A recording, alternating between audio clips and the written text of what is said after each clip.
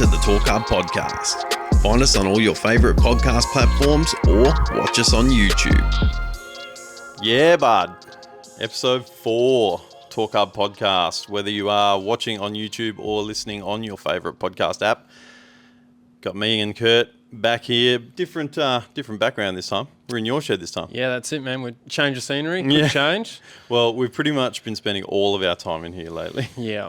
It's been hectic. It's been an arduous journey. Yeah, very much so. I have noticed though the listens and the followers on like Spotify, Apple Music and stuff. They've been kind of taking off, and because of that, the views of the podcasts on YouTube have been going down slightly. Yeah, okay. I think probably it'll get to a point eventually where the podcast probably won't go on YouTube, because I think the video itself for YouTube, it doesn't really add that much value.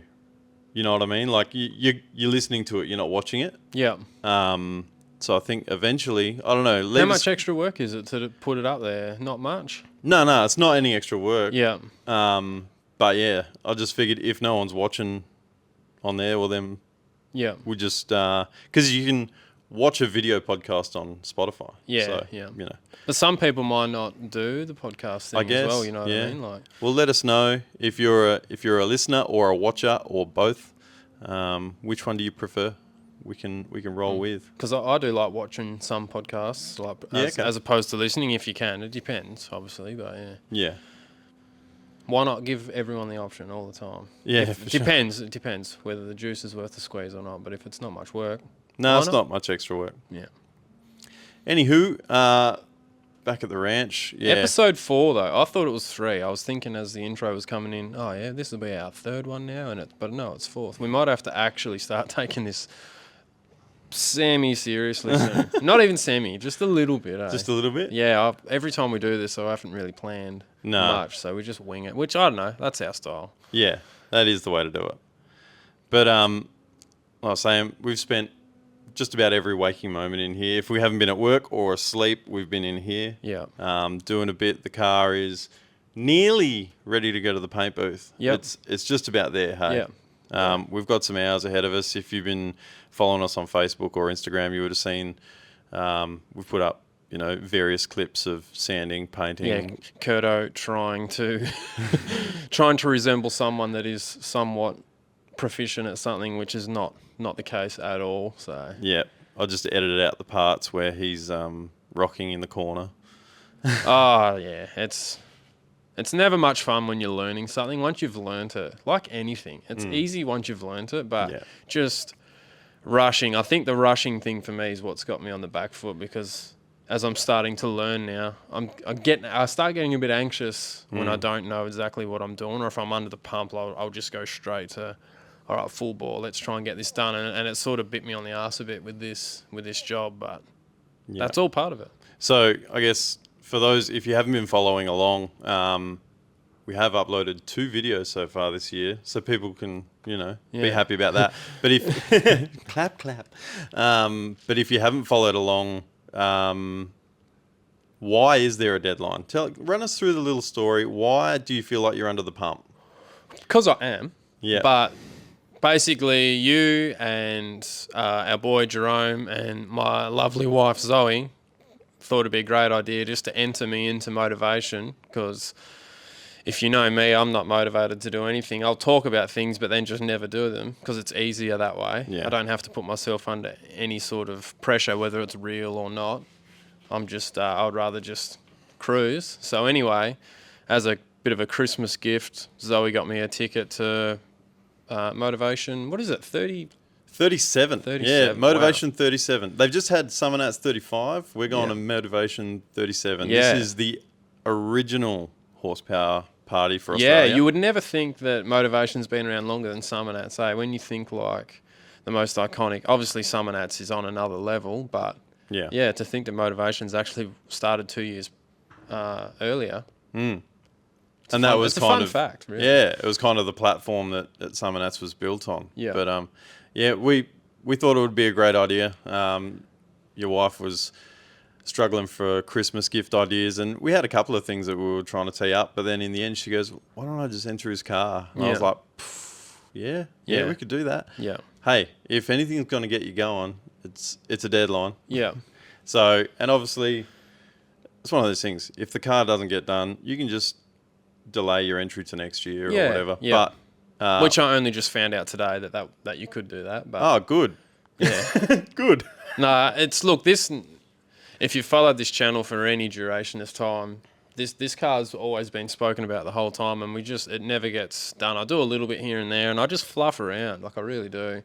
I get more keen and interested in doing other people's stuff for some reason. It's just easier, but it's good to push through, and like I've said in the video, I'm going to have to paint this roof again because I think I've stuffed up a few of the early steps with the rust removal and stuff like that, but that's okay. For now, getting the screens glued in, it's a good step to working towards getting it, on the dyno and just out there, getting the bugs out of it, you know what I mean? The whole car, if anyone, when we see you guys at Motorvation, you'll see how rough the car really is. It's really is a rough example of a VR Commodore. So the whole car will eventually get done, but for now. She's got good bones. And I mean, now, obviously, the first step for us is we've got to get this to paint. You're not going to paint it. We've got it in primer. Oh man, I hated doing the engine. If I had a space where I didn't have to worry so much about getting overspray on stuff and primer dust and bog dust and stuff, you really want a spot to do that. And this, garage, or not garage, but this backyard shed of mine, it's set up for fabrication, and and plus I've got tons of spares around everywhere. That's what sort of piques me, really. Just everything else. So if I had a spot to do it, it'd be a lot more of a nicer learning experience. A pleasurable experience. Yeah, so. But once it comes back from paint, then we've got to basically get a couple of wiring things sorted out and put a full interior back in. The aim is we get it there, it passes Scroot with working lights and a horn, and, because it starts and runs and it will move under its own power. So it'll be able to go on a smooth cruise session or something. Yeah, although that wasn't the initial plan. Like the but that's main the lofty goal. Yeah, that's what we're aiming for. Like just like I was aiming to do this roof once and not have to do it again when the whole car gets done. Well, we missed that goal, but I'm okay with it now. You know what I mean? Like you aim for it, you swing, and you have a bit of a miss, and that's okay. So that's where we're at. So the ultimate goal would be, if we could take it on a smooth cruise and this cooling system holds up, like the weekend, I'll be ridiculously pumped. But I think I'll be pretty happy just to get it there, parked up. You know what I mean? Yeah. Anyone can have a look, and just a bit of conversation piece. And it's going to be awesome. We've had heaps of people sending us messages like literally saying that they want to meet us at Motorvation, which blows our mind. Yeah, yeah. But man, I'm really looking forward to it. Obviously, we've said it before. There's 4 cars that are entered in the Torq Hub camp, we'll call it, being this one, my ute, the blown VS Ute, the Pro-Charged XY Falcon, and there's an orange VK, which hasn't been on the channel, but he's a dude that you've done a bit of fab work for. Yeah, he's a friend, yeah. Yeah, got a... Did you see on his story today? He has the gearbox out of it. It was on the bench. He said he had a bit of a mishap. So I haven't even asked him how he went. I just seen that this morning. So. But it's just a quick rundown. It's about as angry as an early headed 355 gets. Yeah, it's sick. It's a sick car, eh? Yeah, 5-speed manual, 9-inch. Is it 5-speed? Was it 5 or? Oh no, it's top loader. I was going to say I'm pretty sure it's a top loader. Top loader, yeah. So yeah, that's a pretty grumpy animal. Fully detailed engine bay, and Ash has done a lot of it himself. Like he's very, very hands-on, very clever guy. If you're one of our followers that's been on Aussie V8 forums, and we know there's a lot of you on there, his car's actually on there. Yeah, you'd be able to. It's an orange VK. You'd be able to find it. Orange or red, or reddy orange? It's like a burnt orange maybe. I'm not sure. I've only ever seen it when it's like dusty in the sheds. So I haven't seen it in all its glory yet. Nah, super keen though. Really looking forward to it. The smooth cruise actually got me thinking.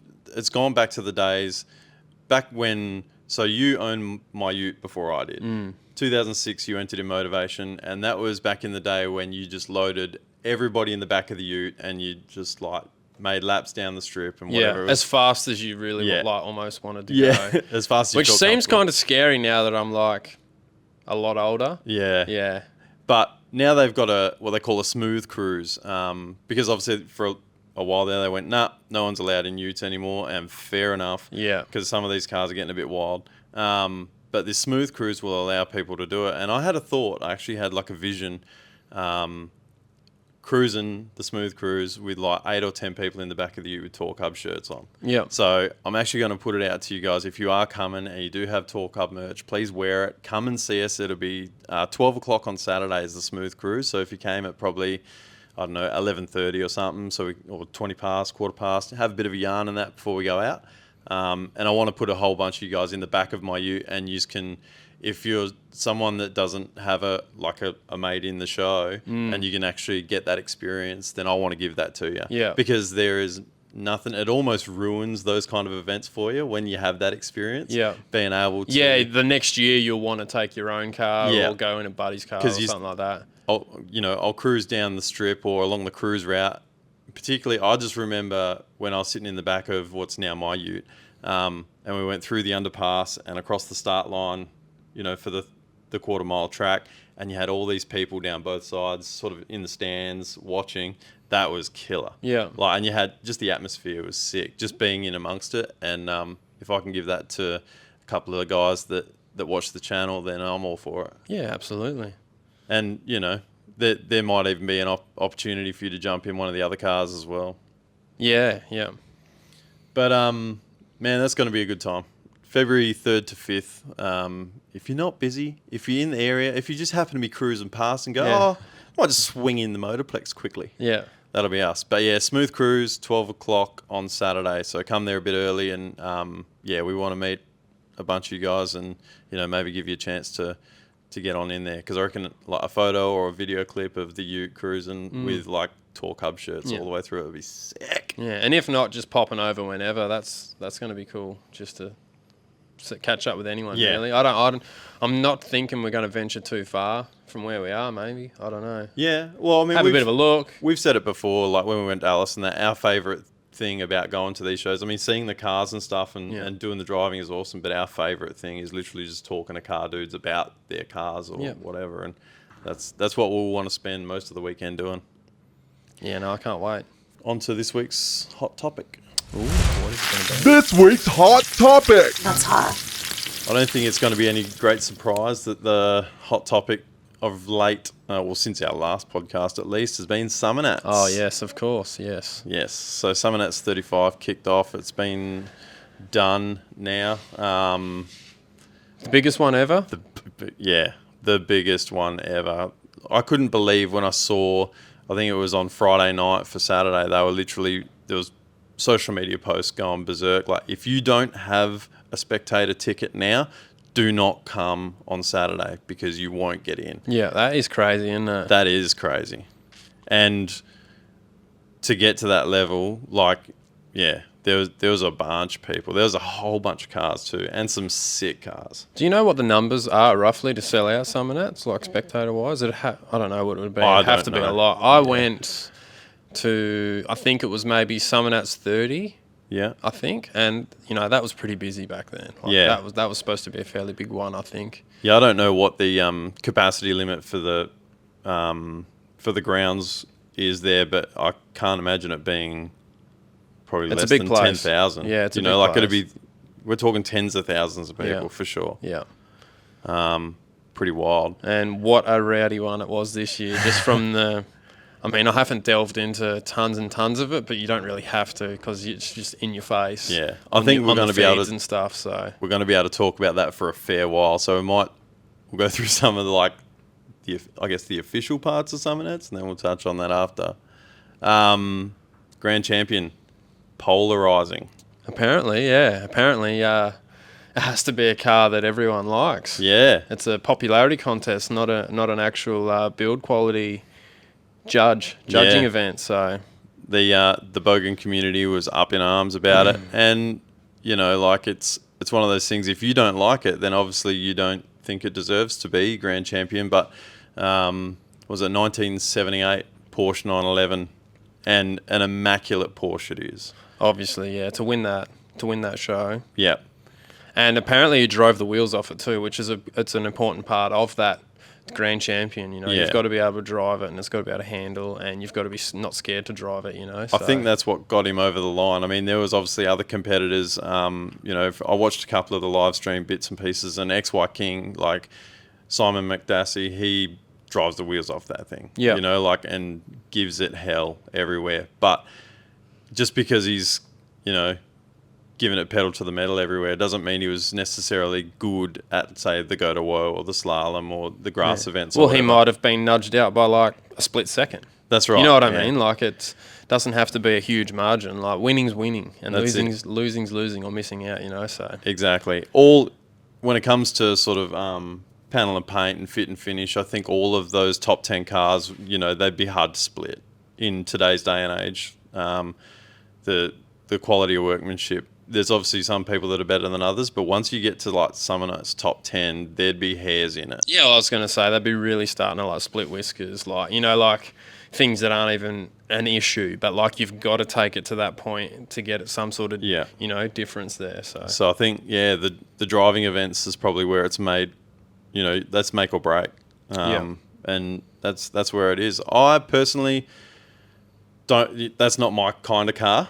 I'm not upset that it won though. Because I couldn't get further away from being interested in that particular type of car. I don't even know anything about any Porsches or anything like that, but you've just got to go off what you're judging. Like, you know, you've just got to go off the criteria. There's plenty of other trophies and awards for other things, you know what I mean? There's this thing called People's Choice, you know what I mean? Yeah. So, you know, maybe those people need to worry about that instead. So the People's Choice went to Howard Astel's XC. Yeah. That was obviously a lot of that had YouTube exposure on the lead I was actually thinking about that. I wonder if that was like a clear advantage just out of the pure exposure leading up to it, you know what I mean? Because a lot of people could get invested in it and, you know, for the same reason want to go and catch up with Howard or go and see the car in person because they've been watching it over the last 18 months or whatever it is on YouTube.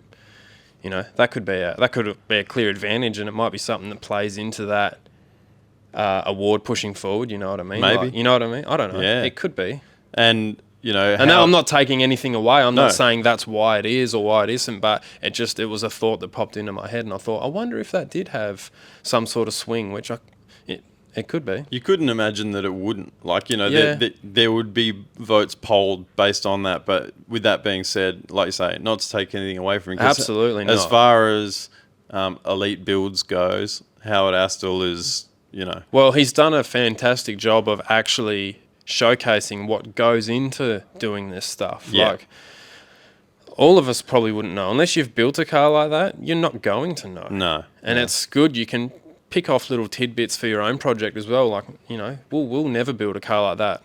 Well, I don't have any desire to, but it still doesn't mean that you can't pull little ideas here and there and just, you know, mold it into your own version. So I'd certainly grab inspiration. Obviously my build on the VH has evolved into a beast far greater than it was ever meant to, but I do grab some of the inspirations of some of these elite vehicles and go, that's, you know, that little bit I wouldn't mind doing that. But we all draw our own lines, where to go to that it's level. not fun anymore or whatever, or maybe the time factor's just too far gone, you know. So yeah, and you got to be realistic about what you're building as well. If you want to build a street car, like we want to drive our cars on the street semi-regularly, and you've got to have a managed expectation to do an elite vehicle like that and to keep it at that level. I mean, as it was, I think, 9 months of work for XY King, and I'm sure it was for a lot of them, but he's a dude that I follow on the socials, obviously, because we were referencing his car a lot when we were building our XY. But so he stripped that car down to next to nothing, and you know, there's a lot of paint touch up and engine refreshed and rechroming and repolishing, and there was 9 months worth of work to get what was already an elite car to a grand champion contender. You know, that's crazy. But speaking of amazing vehicles with a lot of months gone into it, Tim Laidler's VL broke the internet. It shook me, and I don't often get shook, especially not over like a Commodore or something like that, even though they're sort of my vehicle of choice. But it was just something about it. Yeah. And I don't know exactly what it is, but it's probably just a combination of everything. The wheels, the stance, just everything was just enough. Yeah. In the right proportions. Yeah, it is a beautiful car. Tim, we know you're listening because you are an avid follower and you comment on all of our stuff and whatever. So congratulations to you, dude. Absolutely, yeah. Well deserved for the reception it got. Yeah. And like I said, it was a real emotion that as soon as I seen it, you went, whoa. I was shook. Yeah. I was just like, fuck.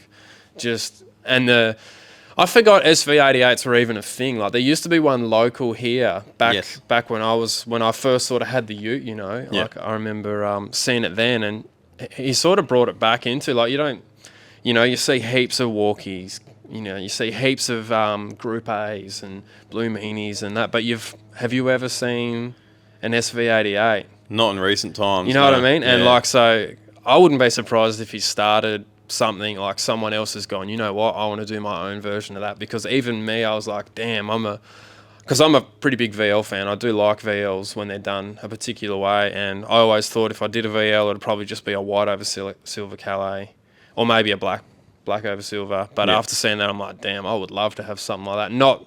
Not necessarily driveline wise or anything like that, but just the way he's done it, the stance and all that. Yeah. Yeah, really good. Driveline though, big block Chev, 1471 blower, massive carbon fiber hat. That thing just commands attention. I don't think you can get... What could you do that would be any more in your face than that? Like, be real. What could you do? Yeah. I couldn't think of anything that you could do. It smacks you in the face. Yeah. Yeah. It's got impact. Yeah. It really does have impact. Yeah. It'll be great to see when he actually starts driving it and whatever. There was a 9-month build process. Obviously, the car probably started getting built a long time ago, but then it evolved. But the build, let's call it like the final build or the final iteration, that was like 9 months of just thrashing. Yeah. Which seems crazy to me. That doesn't seem like a lot of time for something like that. No. You need all your ducks in a row to be pulling something like that off. Absolutely, yeah. They would have had a project manager and all kinds just to pull that off. Yeah. And I know that Picnic Media is going to release a full build documentary on that. Yeah, okay. Obviously, Tim's part of the Picnic Media crew. Yep. So that'll be interesting to watch. I'm actually really looking forward to that. Yeah, that will be good. But it's interesting as well that, because it is a point of difference, this car, but also it's not just going to be like for skids or he's actually going to race this thing. Like that's sort of what he's built it for in a way and set it up. So it'd be cool to actually see it with some tyres, some welds on it or whatever, and actually like performing. Yeah, it'd be cool to see it out, sort of doing laps at Power Cruise and like hosing the straight and all that, and actually doing some racing with it. I could only imagine he might have some interest to do. Obviously, Power Cruise have started their Street Outlaws Australia sort of thing. Whether he wants to do something like that, maybe. Yeah. But yeah, it's a sick car, man, and yeah, a credit to all involved. Yeah. Absolutely, yeah. I think we've established well enough since the last one that I'm not a VL dude, but that one, just hit different. It does, yeah, absolutely. The Skid Factory were there. I haven't seen any of their social media stuff yet or videos. I'm sure they're coming, but I did hear poor Al's Crown blew the torque converter. Yeah. So I would have thought that I would have seen a fair bit of it through the socials. Obviously, they've got quite a following. They're good at what they do. But then to see a picture of it on the back of a flatbed and for Al to sort of go, torque converter wasn't happy, that sucks. Yeah, okay. Poor dude. That's a bit of a bummer, but, at least it's just a torque converter. There's always worse things that can happen than that. That's right, yeah. And it is a fresh build. He's still probably going through the teething issues, like we can certainly attest to building a car and then having 12 months worth of problems before. You expect it. Yeah. I do. I expect it, for sure. Yeah. So if that's all it is, fingers crossed for you, Al. Hopefully that's all it is. Local fella, Aidan Stampalia. What a story. The Tirana that was found in Bali, shipped to Perth, and over about 3 months, although the social media catch was an 18-day build, but it was a bare shell and then finished in 18 days, like with paint and everything, but he'd been doing a lot of fab previous. but that dude has a work ethic like no other. Yeah, he might have some sort of mental illness to want to be taken on these sorts of projects like that, because that is just heavy. I just couldn't even imagine putting myself, like you said, he's just laid it out there and he's like, yeah, I'm going to fucking make this happen. And he just did it. And he did. And that's, it's an inspiration, really. He's a dude that I'd like to get on the podcast at some point, because it's not the first time that he's done that either. You know, like he's thrashed to get a car together in a few weeks and, you know, driven from Perth to Canberra in 3 days to be there for a wild card. Yeah. Insane. Yeah. Insane. But the car looked sick. It didn't have the engine in it that was meant to. It was getting an R5 P7 Dodge NASCAR engine originally, which B&R were preparing. And then they had a hard part sort of failure on the dyno, and it's something that can't be predicted. It can't be, prevented or whatever. It ended up. Well, like they say, shit happens. Yeah. Did some minor damage to the engine, and although it was minor, there was only a couple of days until Summernats. Look, dude, when you're on that much of a tight schedule, everything needs to line up perfectly. Right. I think as it was, he was probably going to be picking up the engine on the way to Summernats, putting it in and doing it. But yeah, the engine didn't make it. Borrowed a blown LS from a mate so they could get the thing going. Yeah. The crew of guys that he had around him to pull it off. Obviously, the car was at his mate's shed. When he was on break, he was like sleeping in a swag next to the car. That is just commitment on another level, isn't it? Like I say, work ethic like no other. Yeah, he loves it. He obviously loves it. It's a ripper build. There's a lot of cool details in it, and I'd love to get him on one day maybe, and he could share his story, and both that and the previous build as well. That'd be cool. But we've sort of touched on it. The content that came out of Summernats. Instagram was running hot. Oh, yes. The Instagram stories were lit. Yeah, there was some rowdiness going on, that's for sure. There's I think some people had some steam to blow off. That's for sure. So we got some killer coverage through your normal channels, through Summernats, Street Machine, Picnic Media did some daily uploads, which were awesome. Winging It Motorsports, got the shirt on. They did daily uploads as well while they were there. So there was no shortage of, missing the action or whatever. But yeah, let's call it the After Dark, Summernats After Dark. Yeah. That was the stuff that really caught people's attention. And I think it's probably the stuff that's maybe highlighting the event for, dare I say, the wrong reasons. And don't get me wrong, I think that Summernats has more or less always been that way to a certain extent. Yeah. But we're in an age now where everyone has a high definition camera in their pocket, and you can get that same thing on 10 different angles uploaded at the same time instantly, so long as you got reception, which apparently was a problem. Now the general public catch hold of that, because before, if you weren't a car guy, you probably wouldn't have known. You would have just been oblivious to it. But now it gets blown up and everyone can see it. Yeah.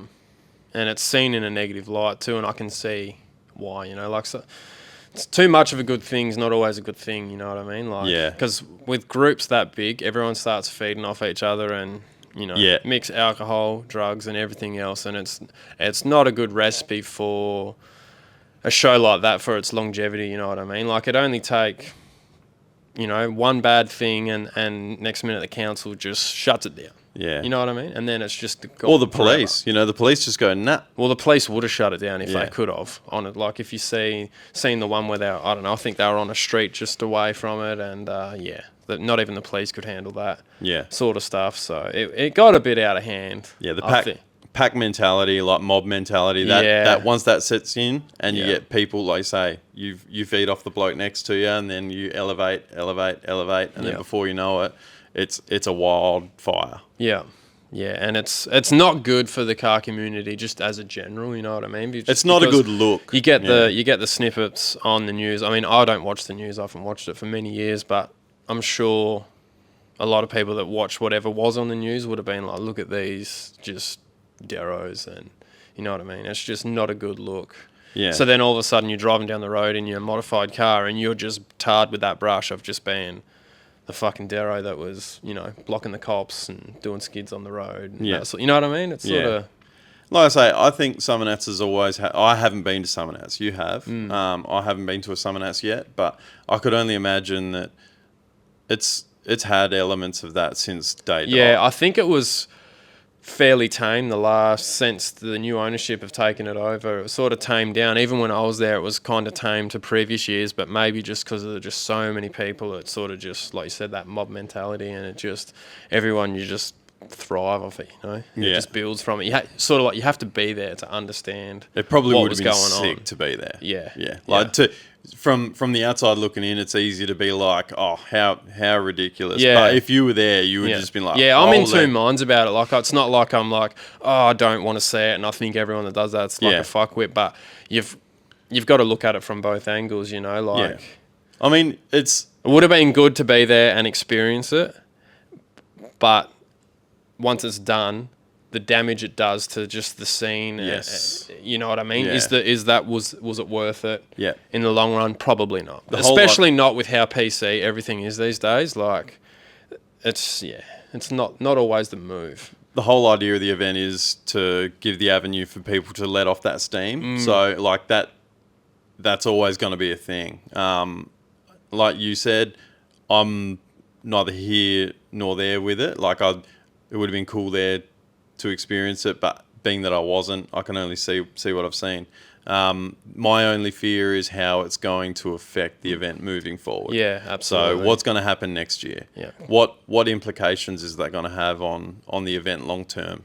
You know, like I couldn't imagine to be positive, really. well, I mean, Australia is a nanny state as it is. Yeah, you know, especially where that show's held, you couldn't get any worse, probably. Yeah. I mean, there's only two things you go to Canberra for: Parliament House and Summernats. Yeah. And who's going there for Parliament House? No. Let's not even go down that road. That's it. But from here, there's probably a couple of things that got your goat. You know what really grinds my gears?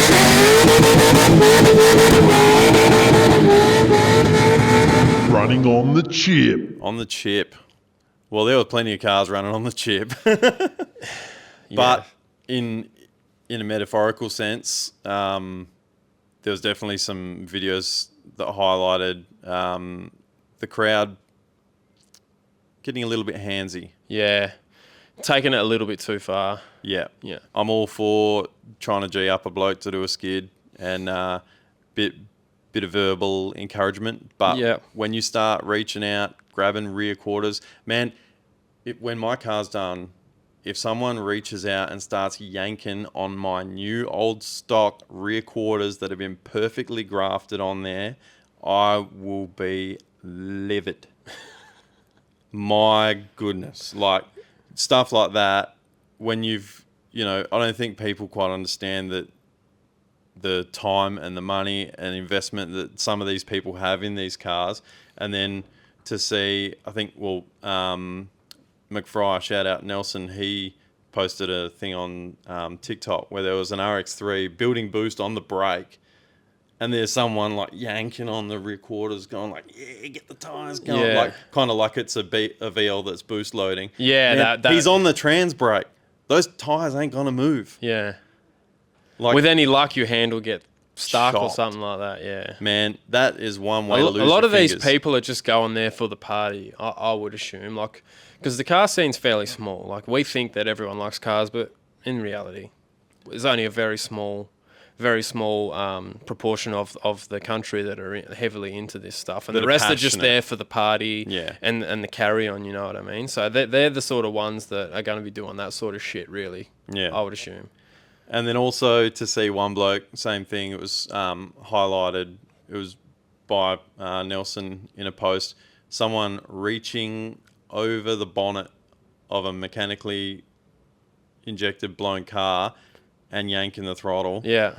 Holy. Could you imagine? There was a whole bunch of people standing around that car. Obviously, the driver's pretty hard on the brake at the time, but that could be a potentially 1,000 horsepower combo. You're just reaching over while the driver's maybe having a chat out his window or whatever and just yanging the throttle. Yeah. Jesus Christ. Can you imagine what like Summernats insurance providers would be thinking when they see all this shit, and they'll be just like, you know what, guys? No, we're not doing this anymore because fuck, there are some people crowded around there. Like, Yeah. What could possibly go wrong though, right? Jesus. yeah. I mean, we've seen in previous years people's throttles getting hung open and crashing into each other, and all that's going to take, because until you go there, you don't really realise it's not just all the yahoos that like on the street. Like, you've got to cross the street to get to different spots. So it could be old love pushing a pram, you know what I mean? And like someone's just grabbing hold of the throttle, and next minute you're getting pinned between two cars or whatever. Like it can happen like that. So Yeah. I don't know. Moral of the story: don't fucking touch someone else's car. Yeah, don't- ever. Like just ever, especially not when it's running and moving and there's just 20 people all around it. Like, pull your head in, bro. Yeah, that's it. Yeah, that was literally my reaction when I saw that video. I was just like, come on, man, use your noggin. Like that. I'm all for, like I say, playing games and getting someone G'd up, but that's just retarded. Yeah, I did see a funny one though to change the tune a little bit. Go for it. Did you see the fella? He had a couple too many drinks of the alcoholic variety. Oh, and I did see this. Yes. He was just falling backwards. His balance wasn't on point, and he just kept staggering back to the point where he's gone ass up, and he's hit. I shouldn't laugh because the dude's car that he hit copped a bit of damage, like a good solid dent. But yeah, he's cracked his head on the side of this car. I'm not sure what it was. I think it was a red RX-7. Yeah, it was. I remember it was red, and I reckon his melon would have been hurting a bit after that. And I think old mate was not impressed by the huge dent in the side of his car. So there's plenty of that shit that goes on as well. So yeah, but that one was a bit more lighthearted. It was an accident, but yeah, it was funny to watch. One too many sherbets. Yeah. And then Look, it's a bad combo. Like middle of the day, stinking hot. Oh yeah. Probably hadn't had a drink of water for 3 days. Hey, there's water in beer. Yeah. That's the only reason I drink it. Yeah. Water in beer. But it was a pretty funny stumble. Lucky the bloke didn't hurt himself, because obviously there are people that have done some serious damage to themselves with that kind of stumble. But yeah, it looks like he was all right, so we can talk about it. Moving on from Summernats, we've probably had a long enough yarn about that. Although I do want to touch on one more thing that I thought was real impressive. Please do. Was the dyno competition. Oh yes. Not necessarily any of the boosted stuff. I mean, we're all pretty jaded to making 1 million horsepower these days with EFI and all that cool stuff, turbos and blowers. But the winner this year, outright winner, 1,600 horsepower, turned down. Yeah. We've seen that car do 2,000 plus. Yeah. So, that's not to take anything away from the build, because All Star Garage have done a banger job on that VE touring wagon. But yeah, like, you turn it down, you get 1,600, you walk away with the trophy. That's just like a little bit anticlimactic. We're just jaded. We're just so jaded to it because there's just so much of that now. What happened to the days where people were literally like, they'd be going toe to toe? So it's like, you put one car on the dyno, he'd make a hit, and then old mate would be like, oh, he beat me by 20, load it back on again. Yeah. And then they put an extra 2 pounds of boost in, and they have another crack. I do remember that era where there was just like people building, the try-hard era. Yeah. And the Low 402. Yeah, what was his name? Was Mr. it Horsepower? Yeah, was it Mr. Lyle PSI. Lavery or someone like that? I might be getting my names mixed up, but yeah, there was a few guys there that were just building purpose-built cars just for that to go head to head. It was a good part of the scene, I think, back then. Yeah. But one thing that I thought was pretty impressive was, now I'm going to stuff this up because I haven't quite remembered it, but it was the Slant 6 that won the naturally aspirated. It was a Chrysler Centura. Yeah, it was like 320 cube stroked Slant 6. Yeah. Naturally aspirated, making like 440 something horsepower to the ground, which was that's very impressive. 440 horsepower from a straight 6. I mean, yeah, it's a big capacity. What's 320 cube? 5.2 litres, I think it was. 5.2, 5.3, something like that. Yeah. But my goodness, Yeah. six pot. That's a heavy hitter. Yeah, there's something to be said for making horsepower naturally aspirated. Like there's just something to be said. It's not easy. No. It's not easy. No. Sometimes you need to rebuild, a completely different combo just to get that extra, 10 or 20 or whatever. It doesn't come easy. So it's really good to see people still going down that route, because I'm sure the fella could have just done a turbo kit on that thing and, he would have made more, but, is it as impressive? Yeah. Probably He not. probably would have made 500 with a turbo and it would have been way more docile and easier to drive and a lot less maintenance or whatever. But, man, to have a 440 horsepower Aspo 6-pot. Jeez. Yeah, it's sick. So I just wanted to mention that because I thought that was pretty cool. Yeah. Nah, good And it shit. wasn't a Barra, you know what I mean? Like, Yeah. you Although I think there was an NA Barra that did Yeah, pretty well as well. yeah, I think that was, who was it, Max Performance? Yeah. And that's cool. That was cool too. He's done a real good job of that. And I think I do believe they're going to tear that down and go, because I think that's more of like a nitrous combination. Right. So I think I remember reading somewhere that he said he was going to maybe tear it down and go for, do what these guys would have done. Balls out Aspo. Yeah, they've gone the full naturally aspirated route because, with nitrous, it's different again. Yeah, So- that's right.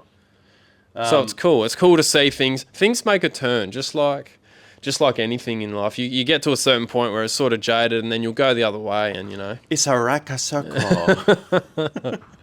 yeah. So Cool. So you're done with Summernats then? yeah, mate, that Cool is bananas. more than enough.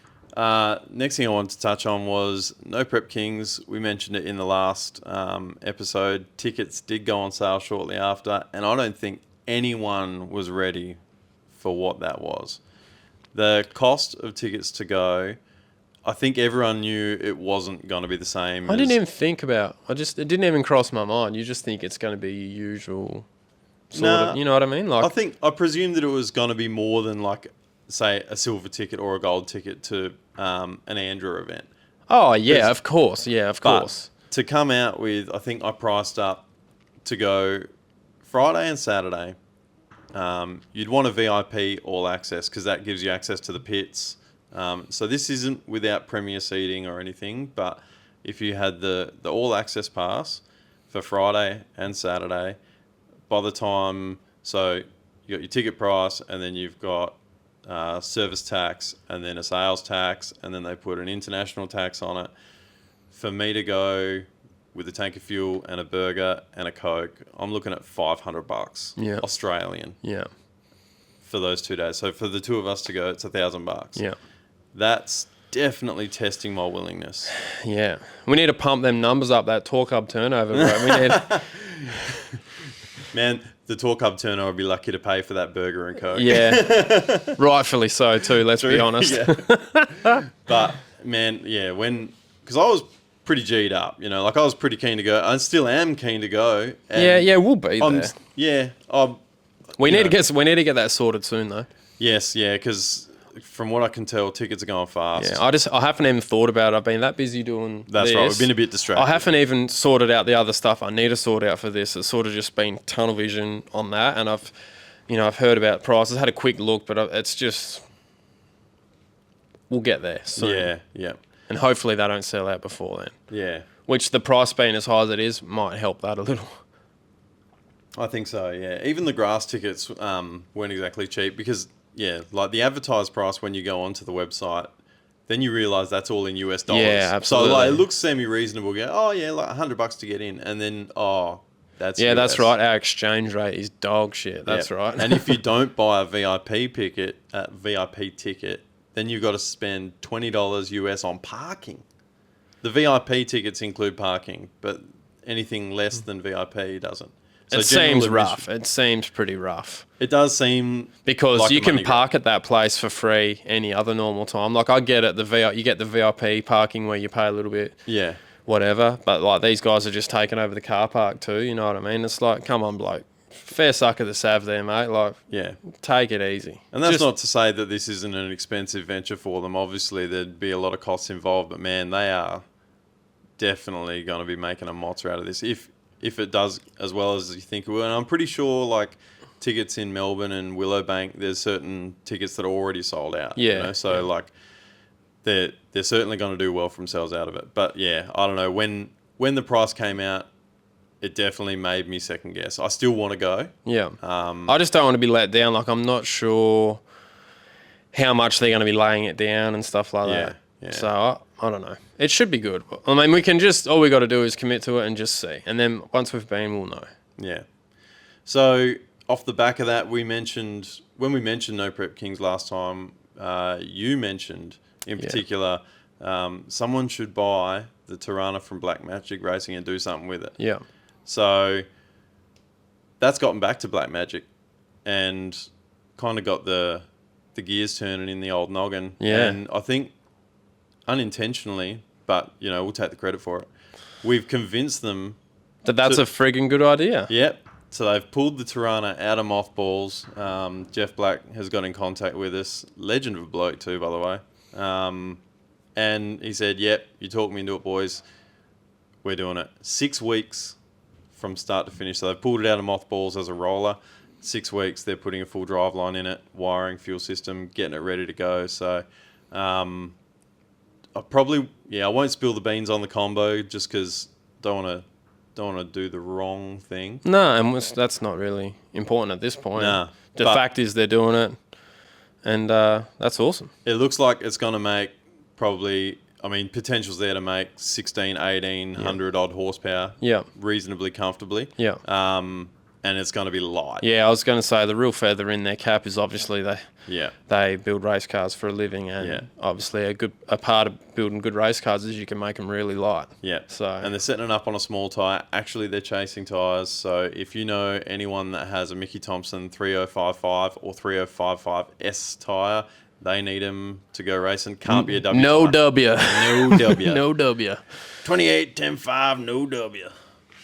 So yeah, I'm excited to see that, and we might even see some test rips at Motorvation. So if that's the case, that'd be awesome. Potentially, yeah. I know he did say it is going to be ready for testing late January. So yeah, it'd be cool because they are doing some 8th mile racing at Motorvation. It'd be cool if it's there. Yeah, and it's the perfect time too because the surface is just ripped shit. up from street tyres. So that's where you need to be, That's right. And one thing I thought, and I hope I'm not going off on a tangent too quick, but I wonder if this show coming starts that ball rolling with just people wanting to do this no prep stuff, like start a series, or just like how we've got the radial, the radial red versus blue and stuff like that we've got going over here. But I'm just wondering. I just thought, well, because it's not a thing over here. People, we don't really do that here. Well, not over here anyway. So well, I guess over there, obviously it was the street.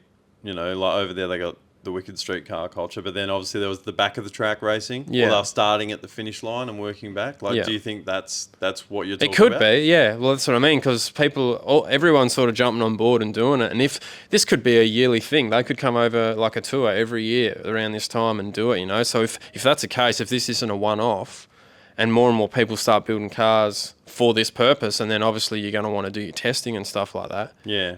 So they're going to have who knows? No prep cars. Potentially, I don't know. I just thought maybe this could start something, and people just want to do that, instead of doing the radial thing or whatever. I don't know.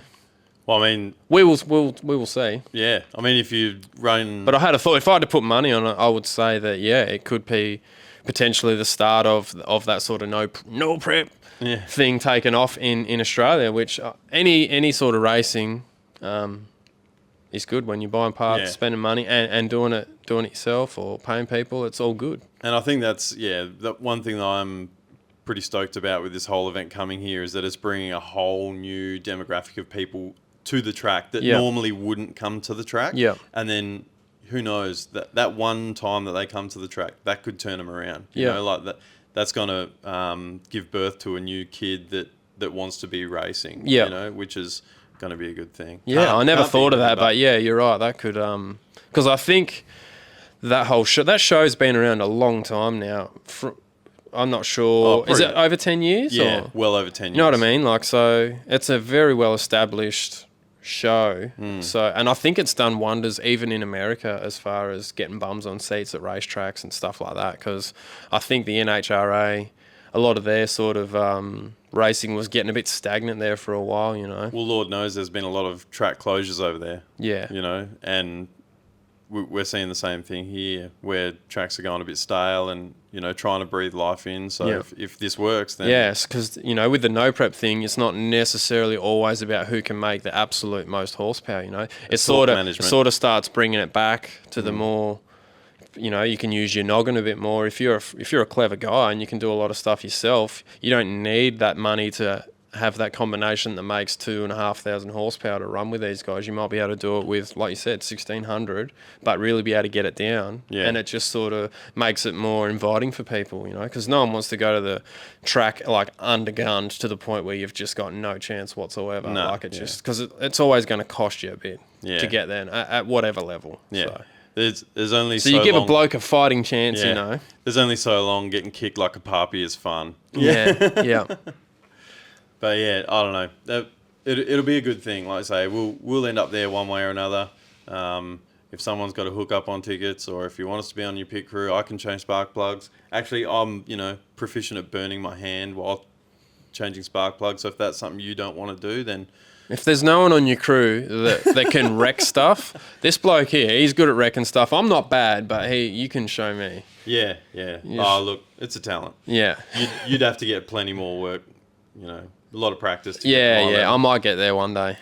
But call-outs, so the Black Magic guys have called out Murder Nova with that Tirana, which would be cool because it's a matte black Tirana. They call blackout, so 2 matte black cars, hatchbacks, be pretty cool. Yeah, absolutely. There's been a lot of call-outs, and correct me if I'm wrong, Jeff, but I'm pretty sure maybe like the Street Outlaws people in America, like the actual organisation, that I think the word's been put out that if you want to be on the show, like you kind of had to do a call out. Like I've watched a lot of them. I haven't seen all of them, but I've only seen a few, and you can see some of them are very forced. Like it's a very forced call out. You can tell that they're like me. They don't really want to be on camera, but that's just what they sort of want. And I get it. They're trying to build the hype up a bit and sort of get some rivalry going on, even though there's no real rivalry there. But it's going to be cool to see. I think one of the groups I joined, I can't even remember what it's called now. It's Street Outlaws Australia or something. Then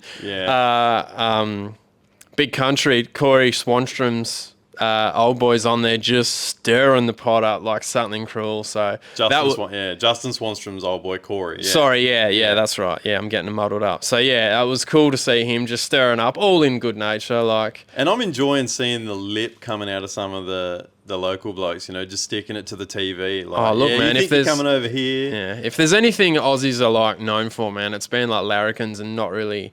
You know, we can shoot shit with the best of them or talk shit with the best of them. So, and nothing's really going to bother us, you know what I mean? Guns. Yeah. Yeah, so I think once they get over it, they'll realise how unbothered anyone's going to be with anything they say. So I think it's going to be funny, like because obviously it doesn't take much to go too far on the keyboard, you know, like, and if someone takes offence, and obviously, you know, these guys have been on TV and that they've probably heard it all before. But it'll be interesting to see the reaction when they actually see that bloke in person and realise that it was just a total piss take. Yeah. You know, no one cares. Yeah. Yeah, no feathers will be getting ruffled, that's for sure. Nah. Not until people start losing, maybe. I'm not sure. There's a bit of money getting thrown around, so you never know. Yeah. Just a little something to add some spice to the call-out video. But it's good to see some of the cars that are sort of being pulled out of mothballs that are like, hey, yeah, come on. And, you know, people with blown burnout cars that are saying, I'll slap a small tire on it and have a crack. Yeah, you know, okay. Like there's a lot of people that are getting amongst it. Mincer's going to join the procession, I'm guessing in Sydney. You know, like there's Paramount Performance, they're going to throw their Commodore down. I'm seeing, you know, just like I say, there's been heaps of videos coming out and they're coming out thick and fast. And people are just calling out people left, right, and centre. Simon O'Candles, he's going to throw a small tyre on. I mean, shit, that car runs 235s. Yeah. So to put a 28-10-5 on, I'm pretty sure that car already ran a 28-10-5 slick in a past life. Yeah. So, yeah. It's good to see cars getting out and getting, you know. It's great. Some reinvigoration there. Yeah, what I'm liking is that they're actually going to use the local dudes against them. They're not just bringing their set roster, and then they've got their own matchups, and they're doing that, they're actually bringing the cars to Australia and they're racing local Australians. Yeah. Like the Galotto's Fox Body, and I'm assuming B.A. Baracus will be out there. Tony Mazzatelli's Maloo. There's a couple of real heavy hitters from the local scene that are going to step up and have a crack. And that's what I'm keen to see. I feel like we're on the back foot because, like I said before, it's not really something that anyone really does here that I've noticed. It's not big over here. So, even if we're on the back foot this year, if it keeps coming around, it could get really good. Yeah, it'll be interesting to see. Who knows what they're going to do on the show, because they've still got to make a show out of this, you remember? Yeah. So yeah. It'll be interesting to see what happens with like the climate, the temperature, the tracks. Like obviously over here, all that's going to be different. I'm sure they've got ways and strategies to account for it, but it'll be interesting to see just how much that can throw a professional outfit. Yeah. I think they'll be impressed with the build quality of the cars, because Australia is known for like building top quality. Yeah. We have good trades and good, people that really know how to do elite level shit. So I think they'll be surprised at just how nice the vehicles are themselves. Yeah. But the results will be what they are. Yeah. So it's going to be a show anyway. Yeah. Looking forward to that. That's pretty much it for that. Yeah. I think we've gone on. Definitely gone on enough about that. Gone on enough. Let's go into something a little bit more lighthearted, a bit funny. Marketplace morons. Tell him he's dreaming. Our marketplace morons. I came across a cracker the other week. I got to get it out because I screenshotted it on my phone. Every now and again, I change the location on my marketplace because obviously it's got like a 200k radius, right? Yeah, okay, yeah. And so if I want to see if that's kind of, people sort of go, oh, how'd you find all these new old stock parts or whatever? That's kind of how I did it. I'd like change my location to, Melbourne, Sydney, Brisbane, whatever, and I'd start trawling their marketplace to see what goes down, And I came across in Parramatta, shout out Parramatta, lovely lady called Pamela Reid. We talked about old mate who was renting his front verge and how, the local economy is probably doing a number on him. Well, old love has advertised cheap BJs. I have removable teeth. Get that. Are you for real? I am. Here it is. Hey guys, just trying to make some money on the side. Hit me up. I give really good cheap BJs. Great service. I have removable teeth. That is a thing.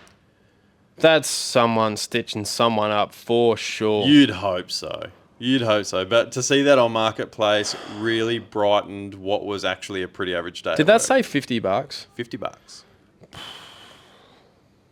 That's a worry. Well, she said cheap. Well, actually, she did say very good. I do really good. I don't know. I'd be dubious on the good. Who's the moron? The lady putting it up, or the bloke that actually goes for it? Could you imagine if it is a stitch up, just how many blokes have jumped on there? I'm sure someone would, like in the group of friends, would look, someone's going to have to take one for the team, see if this is real or not, if this is a piss take. That's a cracker. Yeah, that is a cracker. You don't come across something like that every day. Look, or if you do, you think mate. it'd be taken down quick smart. But I mean, for me to, like I say, I changed my location on Marketplace, and I don't do it super regularly. But yeah, I don't think that was a fresh post. Well, like you said on the last one, you've got to appreciate the hustle. She's gone for that really niche market. Yeah. So, I don't know. Good luck to her. So if you're in Parramatta, hit up Pamela. Yeah. Pam will sort you out. That's it. I love Pam. And she's not going to break your bank. Yeah, and she ain't going to mark your shaft either because she got removable teeth. Oh, dear. Nothing worse than going for an inspection and seeing a score on your shaft. Stop it. You're an animal. Moving on, Jeff, yeah. Did you have another ear? Nah, I thought I did, but nah. Mate, I've just been that busy doing the things we've already said that I haven't even had a chance to relax and have a look. So there was another interesting one from overseas, actually, that I saw. It was a K-swap Ferrari. This thing had a K20. I think it was a 76, 75 turbo maybe, which is a big turbo for a 2-litre. 1,030 wheel horsepower. and it was a convertible In a Fez. In a Fez, yeah. Wow. 1,030, 50 grand US. It's actually in Canada. Oh. Yeah.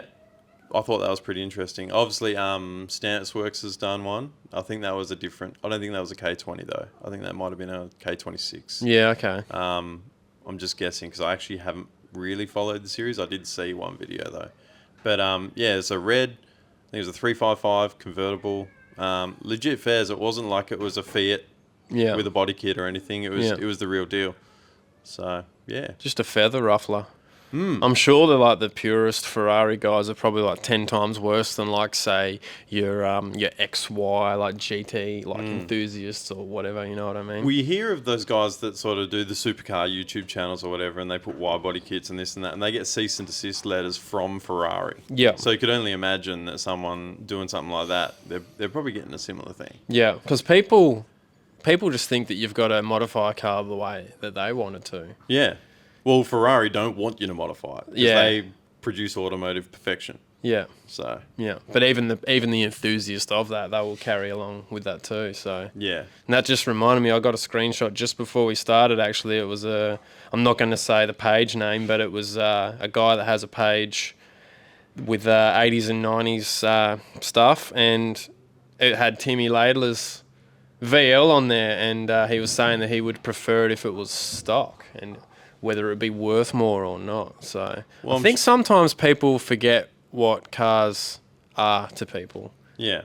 It's your own thing. So if you're modifying it and you think it's or someone else thinks you're devaluing it, so what? Let the bloke molest his car. Like it's not your car. Man, rightfully or wrongly, just you know what I mean? You see these GDHOs or whatever, like, you know, there was that coupe that was in a chicken coop, you know, like stuff like that. These cars at some point, one point or another, were worth nothing.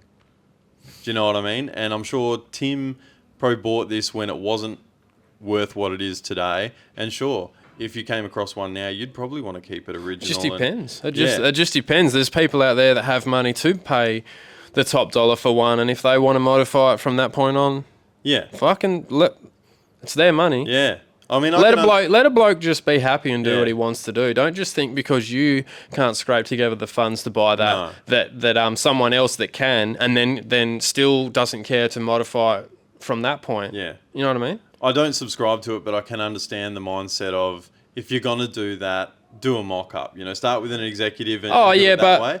But at the same time, then you've got people who will be like, well, now you've just ruined an executive. That was a perfectly good executive. But there's still something to be said to the fact that Tim's is a proper SV88. That doesn't take away from it. That adds to it. I think just so like too. people that have... Yeah. I can't think of anything in particular, but I know there's walkies out there that are genuine walkies that people have modified the put blowers on them. Out of. Yeah. Like... It adds to it. It adds another inch at least. For real, it does. Yeah. So like, let bygones be bygones. Yeah. And don't piss and moan because it's not how you want to do it. Too many people think that it needs to be their way. Yeah, I'm with you. Like, yeah, it's a special car, and you know, it would be special as a stock car in a restored form, but it's even more amazing the way it sits now. That's what he wanted to do, and he fucking did it.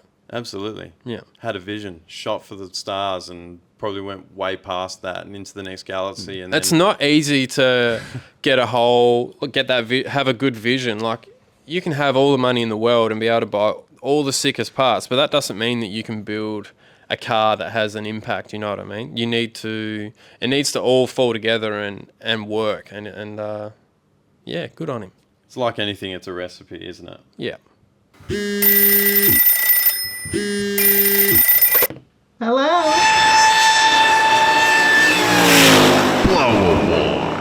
Blower wine.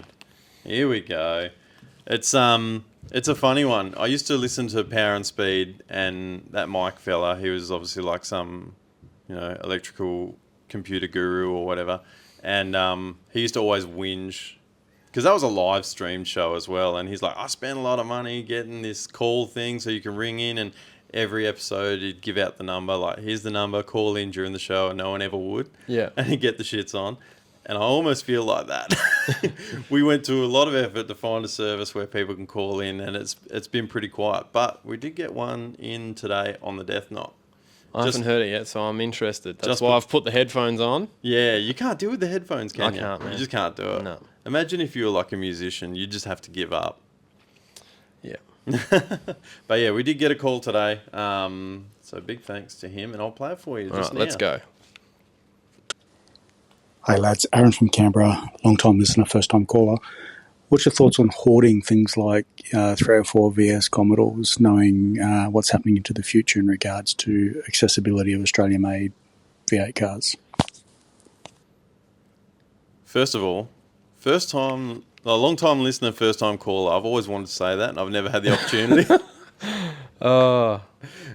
Awesome. Thanks for calling. Yeah, thanks for calling. And you've probably contacted the right people, because we get asked probably weekly in the DMs if we're willing to sell insert part here, or just any, or have you got any 5-litre stuff that you want to sell? Yeah. And no, we don't, because we're keeping it all. Yeah, that's right. It's definitely got to the point where it's harder to find and harder to get. So it's one of those things, I think, if you've got a hold of it now, unless you do need the money or you absolutely are not going to use it, well then sweet. Like, now's probably not a bad time to be moving some of that stuff on, because it is worth good money and there's a lot of FOMO going around. But for us and for what we're doing, obviously, we want to build more cars, and we want to, like, some cars will probably get moved on, and the next one will come in, so you don't know when we're going to need that sort of stuff, so we're going to hold on to as much as we can. Not only that, obviously there's the big push for EVs, so there's not that not that that's a sustainable thing that's going to work, but that's not stopping them. Yeah, that's probably a conversation. Yeah, that could be a whole new podcast. Let's not go down there. But these cars aren't going to be readily available. These parts aren't going to be readily available. The people that do have them are going to want to hold them. So if you've got them, well, then you're just going to have to be ahead of the curve. Yeah. I think it's a good idea if you've got the room and you've got the scope that you think you might need, because you never know. You might all you got to do is throw a leg in a combination, and then you're up for a new block. That's right. I mean? Yeah. Or something nips up and you take the bore out, and you can't. No one wants to go 60 thou on a Holden V8, so you'll need another one. So or sleeves. Yeah. But so I've got, how many have I got? I've got 3 blocks, I think. I've got the one that's in the car, I've got the one that's originally from the car, and I've got my VT block, which I'm building into the 355. So I think for me and what I'm doing, I'm good with what I've got. Yeah. You've got have you got another one than that again? I can't even keep up. You've got like a lineup of them in your shed. Yeah, I do, yeah. I've got, so one of them actually isn't mine. It's probably just going to end up staying at my house forever at this point, because I think it's been there for about 4 years. But one of them's not mine. But I've got a stock 308. I've got obviously the engine that's in the ute. I've got 2 spare complete engines. I've got my 383. I've got another VT block, which I was originally going to build a 355. But then I went to 383 instead. And then I've got another one, but it's cooked. Yeah. Like, it needs a sleeve. It probably could be salvageable, but it needs a sleeve. You'd have to blow up all those other ones before you even consider that. Yeah. And then even then, you probably wouldn't. You'd just I'd try probably and find sleeve one of those other ones. They would probably be a better candidate than this one. Yeah. But so I mean, if we take that one out of the equation, I've got 6 blocks. And you've got, you'll never need all those, but you've got them there anyway. Yeah. Because for a while, they weren't worth a ton. No. And I mean, we've robbed parts off those engines that have been sitting there. We do need another engine. I don't even know if I've spoken to you about this yet, but one of our upcoming builds that we're really, really excited to get started on later on in the year, we are going to need another motor for that. Yeah, we're going to need a stock engine for mock-up purposes and whatnot. Yeah, and for registration purposes as well, because the one that's going in, it isn't going to pass rego. Oh, you think it's going to be a little bit pseudo-legal? Yeah. It's, lucky we don't need roadworthy certificates in WA. Yeah, that's right. Yeah. Yeah. So to finish up, props to you guys in the states that do, and you have to like reverse everything and go over and get a roadie and go, nah, screw that. Yeah, it's hard work. But shout out to South Australia getting Rego over the phone.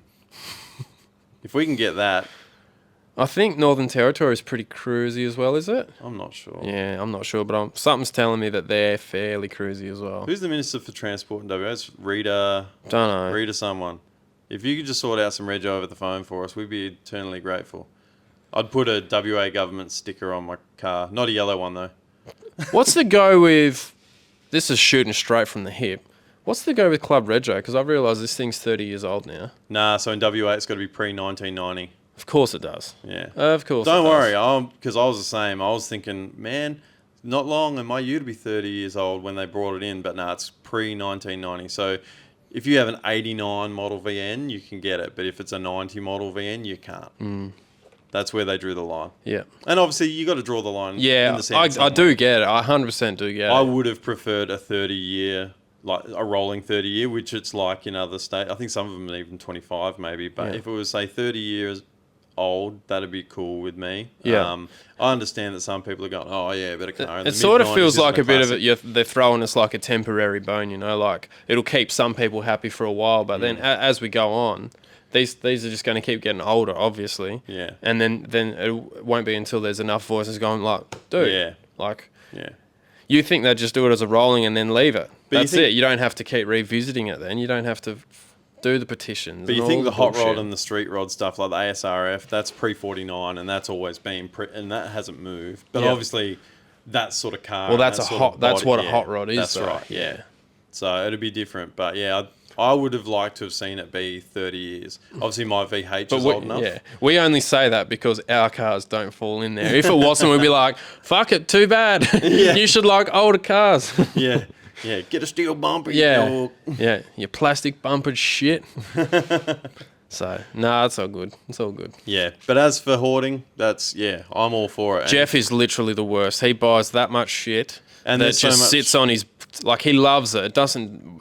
I'm like, bro, you got a whole car you got to restore and you're buying this other shit that's not even applicable to it, but you're just like, bro, it was a good deal. And it was. Yeah. It always was. And I probably would too if I had a little more room and stuff, but, yeah. You got to draw the line somewhere. There's people that are plenty worse than me. Yeah, I'm glad I've got pretty much all the parts that I've really, like the real particular stuff that I've wanted on this one. I'm glad I've got most of it. There's always a few little bits and pieces here and there, but the prices of like, especially new old stock parts now. I'm like, nah, you know what? Nah, that's not for me. See, I'm already planning my next build. That's my thing. Whereas once your car's done, obviously you're going to build another car eventually, but what you're planning now is the next stage, I guess. Yeah, this is just going to be an ever-evolving thing. Yeah. Whereas once my VH is done, then I want to circle back to the ute and do that. So I'm keeping an eye out, and if there's a part that I know is going to be applicable to that build and it's at a good price, well, then I'm going to buy it and stick it on the shelf because it's better to be looking at it than looking for it. Yeah. Even though I'm not ready for it, and I'm probably not going to be ready for the next, 3-4 years before I can do what I want to do with that ute. Failing lotto win or fame or whatever, but that stuff is going to be used. Yeah. I get people that are like, obviously. And look, I ain't mad because I never know when I might need something. I'll be like, you won't just take it. Look, you're not using it, Jeff. I'll just take that and you won't even know it's gone. Yeah. So yeah, we're all about it anyway. Yeah, for sure. For sure. Thanks for the call, Aaron, and to the rest of you scurvy dogs. If you've got a sweet question, it doesn't matter if it's a question or you've just got a story. Or a statement. Yeah. If you've got a story from say Summernats or Motorvation, it'll probably be the next time we do a podcast, Motorvation will be done and dusted. Yeah. If you've got a story from that or even just any other event you've been to or you want to give us some feedback, whatever. It doesn't matter. If you just want to say g'day, you can, there's a link, go to our website, torqhub.com.au, and there'll be a button there where you can send us a voicemail. It doesn't matter whether it's a phone, a tablet, a PC. If you've got a microphone, you can send us a voicemail. And it works anywhere in the world. There's no international call rates to worry about, whatever. It's sweet. It's free. Last episode, we had one coming from the Netherlands. Yeah, that was sick. That was sick. Shout out to UFO. It doesn't cost you Saucy. anything. Just like subscribing to the channel. Doesn't cost you anything. Some people still think that it costs money. Oh, Really? Oh yeah. How much does it cost to subscribe, Kurt? Nothing, man. Yeah. I couldn't even ask people to subscribe if it costs something. Nah. Because you'd be giving money for not much in return. Yeah. Hey, look, there are people that do pretty well with that whole Patreon thing, and you can do YouTube memberships. Like we could do a monthly membership on YouTube to give exclusive content, but that's just not us. No, it's more work, man. We Struggle. We're just trying to keep our head above water, just doing what we're doing, and we're not doing it to get money off anyone. So it's not even a thing we've thought about. Yeah. Or even something that I think we ever would. No. You know what I mean? If you want to support us, buy a shirt or a hat. I was going to say, if you want to support us, like this podcast or any video that you watch on whatever platform you're doing it on, drop us a comment, share it with a friend if they're into cars, or even if you don't know if they're really into cars but you think they might enjoy it, share it with them. Then if you want to support us a little bit more, you can go to the website, torqhub.com.au, shirt, hoodie, hat, socks, stickers, stubby holders. Got the fries that across your eyes, mate. Yeah. The cat's meow. Yeah. And the bee's knees. Yeah. They're all there. And the duck's nuts. Yeah, don't forget that. Yeah, that's a staple. I've got to list the duck's nuts. Yeah. That's probably all we got time for today. Yeah, I think we've gone up to our hour.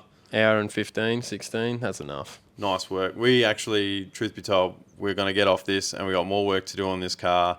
And it's Sunday, late evening, and we got work tomorrow. Yeah. So, thanks heaps. I'm going to hopefully edit this tonight and get it out for your Monday commute. Hope you all enjoyed listening, and we'll catch you on the next one. Thanks for listening. See ya.